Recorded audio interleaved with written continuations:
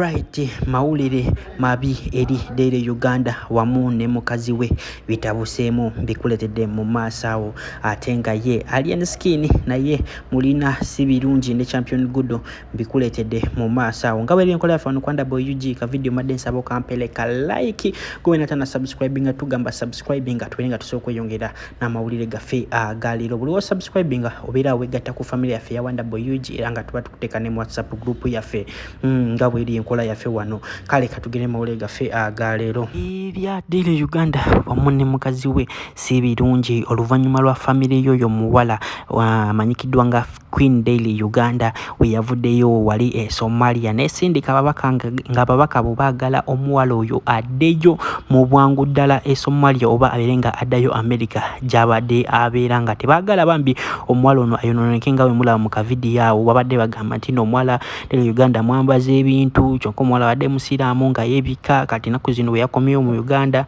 kale we yatuuse mu Uganda kati naku zino byayambala byeyakola ku TikTok kale mbusi birungi nnyo era nga comments mwena mwazirabye abaki abasomalia nga bakomentinga nabo nga bagala ki oyo muwala addeyo ewaabwe ngenda kuba nkuplengira ka video akasinze okutabula abasomalia nga Daily Uganda nga ayimbidde oyo muwala akayimba by the way akayimba kalungi nnyo era ojja kubukawulira mu maaso awo kayimba kadakika nga video ojja kubukawulira ne video ya Daily Uganda cause bamugambye aveyo yetondere abasomalia video yavuddeyo bulungi nakola ki ne yetondera abasomalia bulungi nnyo gena bamugira amaaso awo hajimiti akujukiza gamba jangu akulombere duwago wena aine ebizibu bambi tokkiriza kubeera n'ebizibu namba eri awo esembyayo 15 mu inboxing ajja kuba kuyamba Sadiq Property Consultants balina amataga gatandikira ku miliyoni emono kwambuka kale sowulire Daily Uganda nga yetonda komeo message goes to my fellow Africans, to my fellow Africans, most especially to Somali people, Somalis, this message is yours. I think you can record it to post it such that it can reach to everyone. My dear people from Somali, remember one thing, I love you so much, but there is some people from there, they are putting some words, I don't know what they are saying, but I am saying some stories about me that I'm hating Somalis. Guys, I love Somaliland. Guys, I love you so much. I can't hate you. Guys, I love you so much and I pray for you guys. There is some people who are trying to put conflict, but I don't know, but just know I love you so much. I love Somaliland. I love you so much. May Allah give you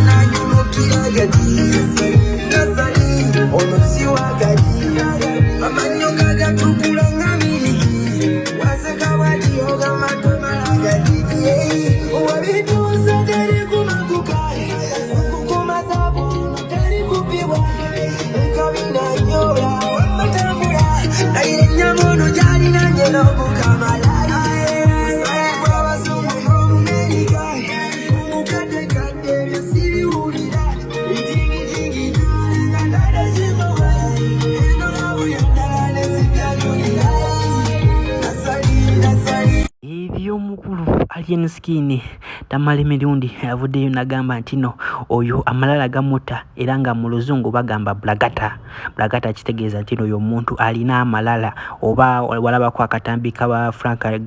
Frank Ntambi ng'agamba ekigambo blagadasio kati blagata nakyo kisobola okulanga ekigambo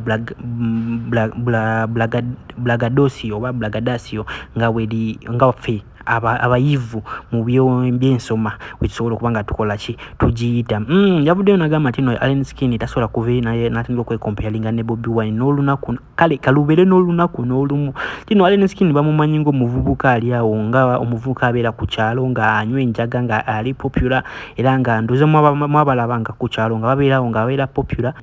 tewali kyamaanyi kyasobola okukola oba okureplacinga ne Bobi Wine cause Bobi Wine yatandikira music yali alina babi ate nga busaawa zino wenjogerera alien skin ye akulaga talina family era nga eyo sayini ya family nnyo eyamba nnyo okukale okubeera nga okuuma erinnya kyova olaba kizibu nnyo okusanga president nga talina mukazi era ogisanga president nga alina omukazi just ekyo kintu kikuyambako nti no okulaga responsibility in the family ndooza mwena abasoma CRE mu O level wamu ne divinity mu A level mukimanyi bulungi kino okubeera n'omukazi is a sign of respect mu community kakana katambi katamale mirundi nga anyonyola era nkomewo n'ebirala nga buli enkola yaffe wano Kwanda Boyigi.